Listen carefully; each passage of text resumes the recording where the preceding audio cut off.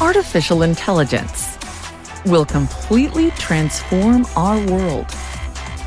But what is AI? Why will it affect you? And how can you and your business survive and thrive through the AI revolution? Welcome to AI and You. Here is your host, author, speaker, and futurist, Peter Scott.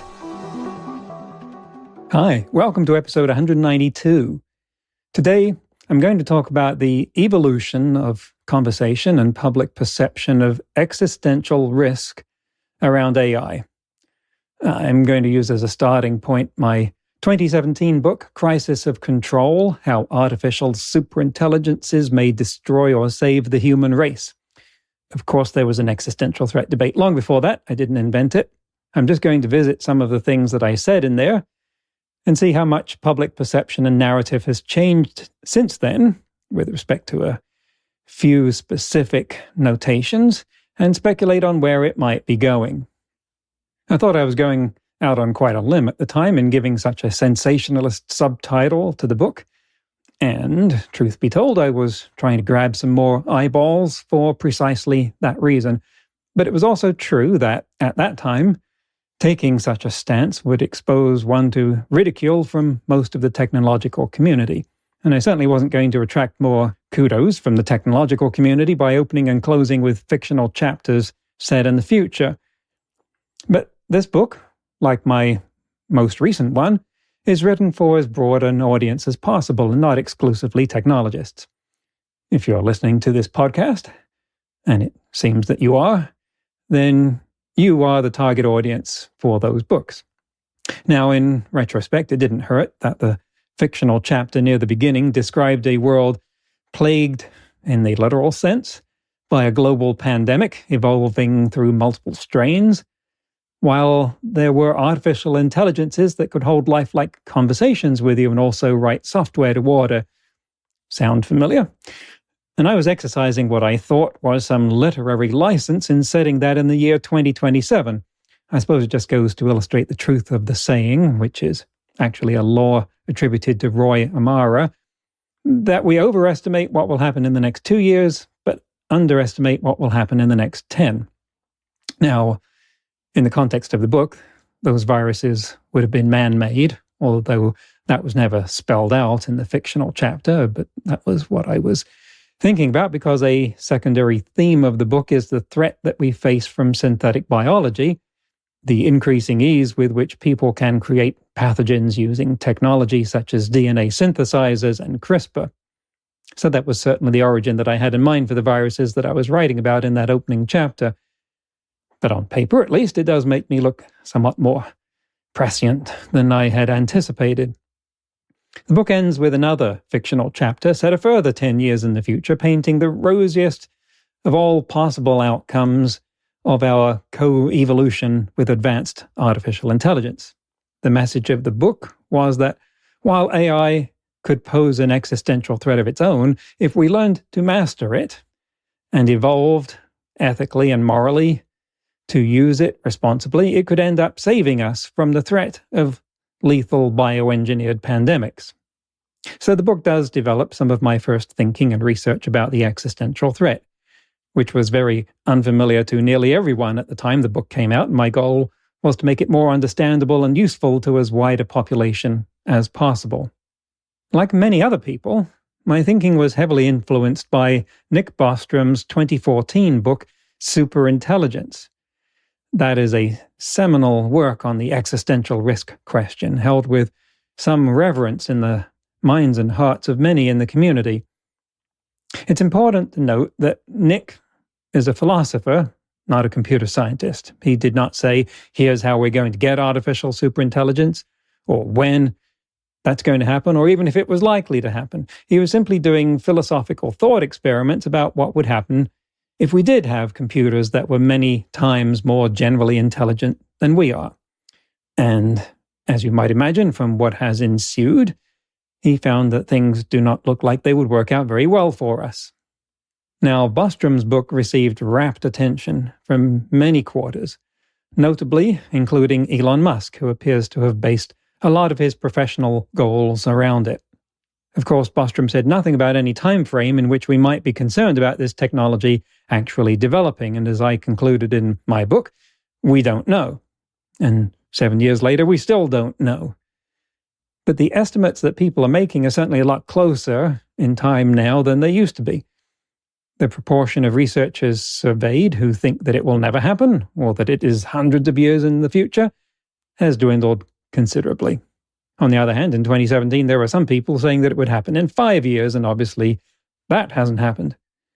In my 2022 book, Artificial Intelligence and You, conveniently named after this podcast, I dig into the question of why this is so hard to predict. But back in 2017, it's fair to say that people who were working on the existential threat question of AI were characterized as being on the fringe. They would come in for some instant scorn and quotable quotes from people like Andrew Ng, who said, worrying about AI taking over is like worrying about overpopulation on Mars. And that was one of the more polite things that people said about that. But now, the conversation has become so normalized that I think there may be people jumping into it for the sake of hopping on a bandwagon. In particular, there's a whole notation for abbreviating where people stand on questions surrounding the existential threat. I'm referring to, among others, P-Doom and E-Ac. I'll explain. It is one sign of people separating into tribes that they adopt cryptic labels for themselves as though they're sports teams.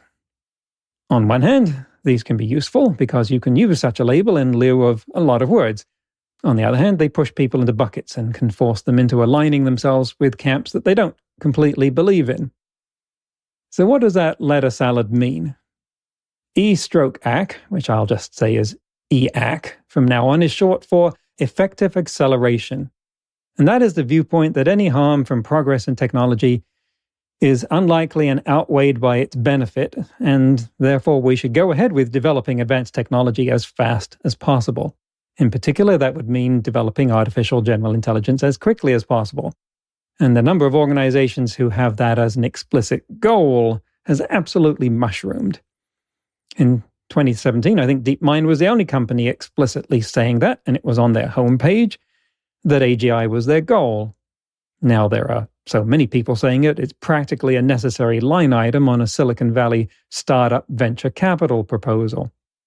In opposition to EAC, we have EA, which stands for Effective Altruism. This is a movement that started out independent of AI and has as its focus, how can one do the most good for humanity? That kind of explicit optimization goal pegs the people behind it as having some kind of engineering background usually, and that's exactly where most of its support has come from.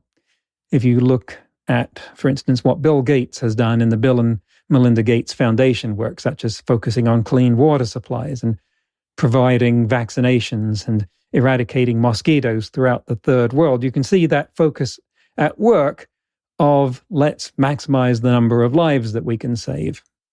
So people who call for a pause in AI development and training will often self-identify as EA. And this is a movement that has grown by leaps and bounds over the last 14 months, provoked by the public letters from the Future of Life Institute and the Center for AI Safety that called for a moratorium on large language model training, and also said that AI posed a threat comparable to the one of nuclear weapons.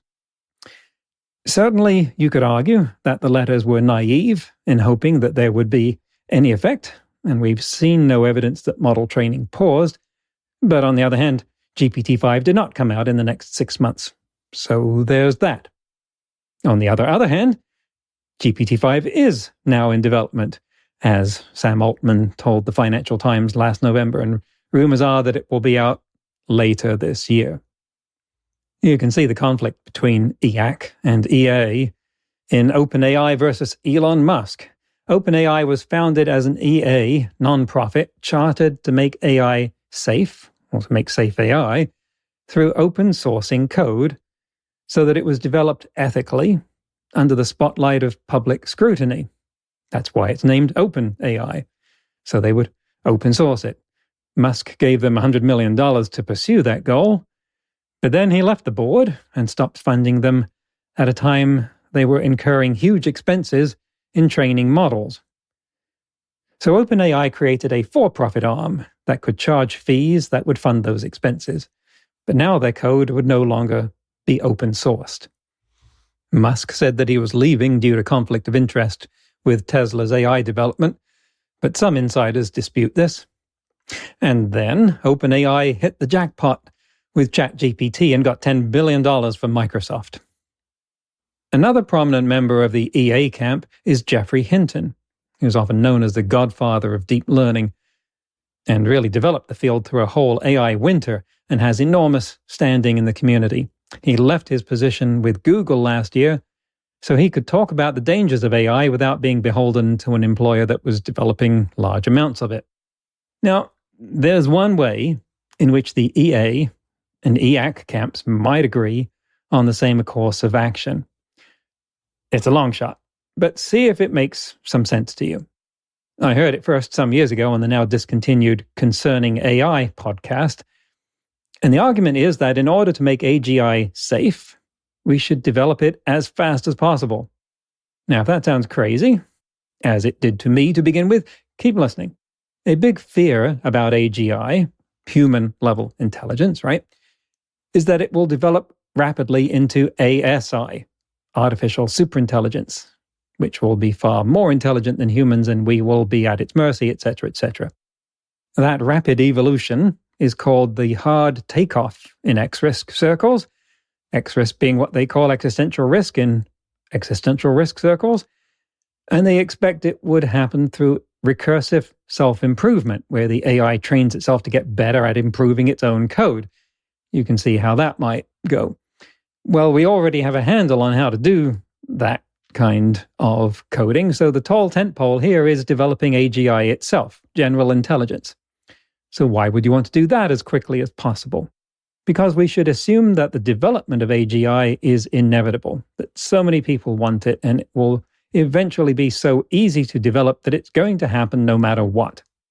When it does happen, if the hard takeoff starts, then the speed of that recursive self-improvement will be dictated by the hardware that we have then.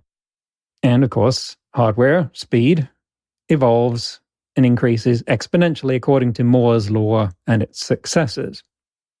So if the hard takeoff happens sooner rather than later, we will have slower hardware, and therefore the progression to ASI will take longer. So we would have more time in which to observe what's happening and decide how to intervene. Whereas if we wait longer, it might be that AGI is developed one day and we come back the next day to find it's already evolved into ASI. I'm not going to claim this is an unbeatable argument, because it isn't. And you won't hear it much, but it is worth thinking about. Now, the other piece of nomenclature I mentioned was P-Doom, which is written as P, open parenthesis, Doom, D-O-O-M, close parenthesis, in small letters. And in statistics, P, parentheses A, or P of A, is the probability of A happening. So this somehow evolved as a way of people saying what they believe the probability of human extinction due to AI is. People will put something like P of doom equals 0.25 in their signatures as a way of signaling that they think there's a 25% chance of AI causing human extinction in, I think they usually mean 10 years, although that's also one of the ways in which this metric is not well thought out because it's meaningless without stating what time frame it applies to. I think how different it means if it's talking about the next year or the next century. But now people differentiate themselves based on this number, and it irritates the heck out of me because most of them have no understanding of probability theory and will say things like their P-doom is 10% and so that means they're optimistic. No, if the probability of the human race going extinct in the next 10 years is even 0.1%, that would be an all-hands-on-deck global emergency. Some people would hear that and think, oh, well, that means we have 10,000 years until it's going to happen, multiplying 0.1% or 1,000th. By 10 years, there's plenty of time to figure out what to do. No, that's not how it works. Allow me to point out, by the way, that in the last week, at the time of recording, 2 cities in Southern California, Oxnard and San Diego, both saw flooding from what have been called 1,000-year storms, meaning that they were expected to occur once in 1,000 years, and more are on the way as I say this. I like to play poker with people whose understanding of probability is this unevolved. And that's one thing, but the future of the human race should not be decided or influenced by people who would draw to an inside straight. So I wish the whole P-doom thing would go away. Yes, we need some better ideas of how likely various paths towards advanced AI are. No, the way to get that is not by some kind of vote between people wearing buttons with their guesses on. The best part of this is that the existential risk debate is at least out there, more widespread, taken more seriously by more people. And we've seen shifts in policymaking, like the Biden administration's executive order and the UK AI Safety Summit, that show that politicians are responding to the higher level of public conversation and at least recognizing that they have permission to undertake these things from the electorate. In today's news, ripped from the headlines about AI, Getty Images CEO Craig Peters said that generative AI has created more images in the past year than were taken in the history of lens-based photography. I'll repeat that. Getty Images CEO Craig Peters said that generative AI has created more images in the last year than were taken in the history of lens-based photography. This is not actually our main headline because that's all there is to it, but that was too gobsmacking to pass up. I wish I knew how he arrived at that number, but it's not hard to imagine it might be true. On the other hand, that would count all of the images that were created and thrown away as no good. Even so, it's fairly amazing when you try to compare the number of people using Gen AI versus the number of people that have ever held a camera.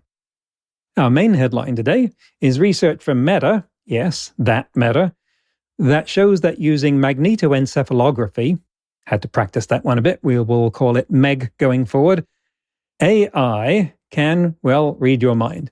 MEG is a non-invasive neuroimaging technique in which thousands of brain activity measurements are taken per second, and the AI can decode the unfolding of visual representations in the brain with an unprecedented resolution on the time axis, which means that they were able to show someone a picture for only 1 second, and their system could read the brainwaves and present a reconstructed stream of images showing the visual images in the subject's brain as they changed over time. Now, this has been done before using fMRI, which actually produces more accurate images, but only one at a time. What MEG can do is reconstruct images at many, many frames per second, showing how the image in the subject's brain is changing during the time they're looking at the picture. There's a lot of potential there for understanding more about what the human brain is doing. Listener Jesse Powell wrote in to react to an earlier show about AI and jobs where I was talking about how capital tends to accrete towards the creators of high technology and away from the people whose jobs might be displaced by it, and that this is a runaway feedback cycle. And he had some ideas that I think are so powerful that I'm going to quote him directly here. Begin the quote from Jesse. Under the current economic/political system, AI will only exacerbate the problem on inequality.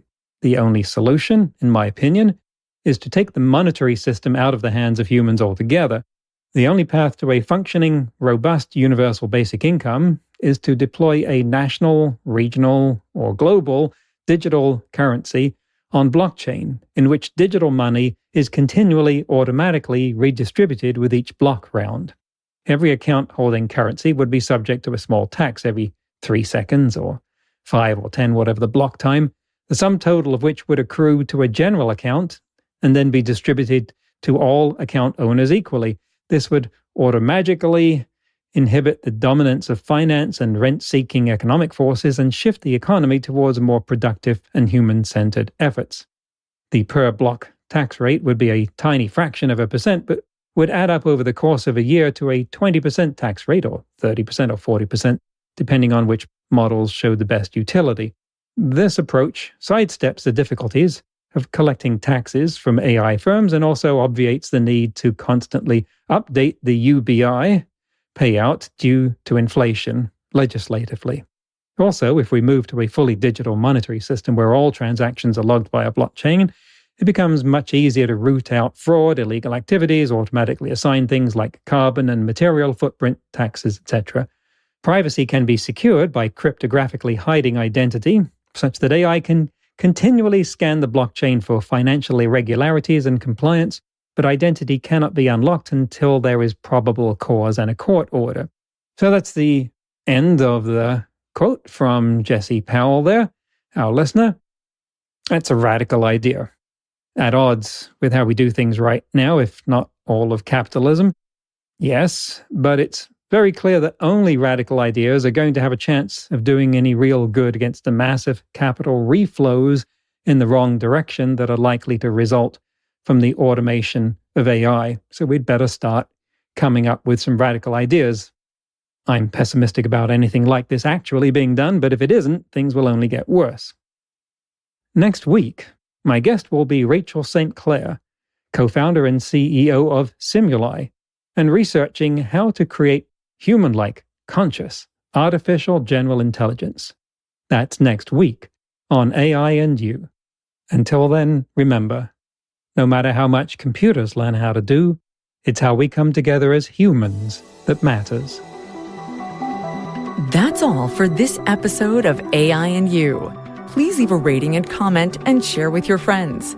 Get the book Artificial Intelligence and You and see more videos and articles at aiandyou.net. That's aiandyou.net, where you can also send us your questions. Thank you for listening.